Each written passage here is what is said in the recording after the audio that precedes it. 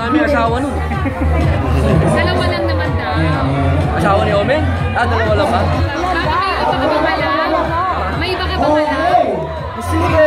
Ako kung ano yung bigay ng Diyos. Sa ngayon, ilang ba anak ko ngayon? 6. Siguro, pwede na sa 10.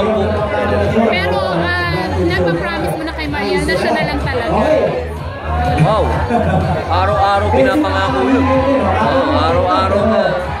Ang pag-aasawa naman, hindi pinaplano yan. Dumadating yan. Parang dumating sa amin dalawa, walang nagplano, naging mag-asawa kami. Kaya, hindi siguro sinasabi yun na mag-aasawa pa ako. Okay na ako kay Maria. O Robin, ano lang kasi ngayon pinag-uusapan yung, since ikaw isang idolo sa showbiz, pinag-uusapan yung tungkol sa drugs, sa mga artista na may ilalabas daw na listahan. Ikaw ba, pabor ka ba na ilabas ang listahan ng mga nasa showbiz na involved sa drugs? Kung pusher, wala talagang lugar yun. Pusher, ilabas yan. Pero kung user, dapat makiusap. Dapat makiusap showbiz world.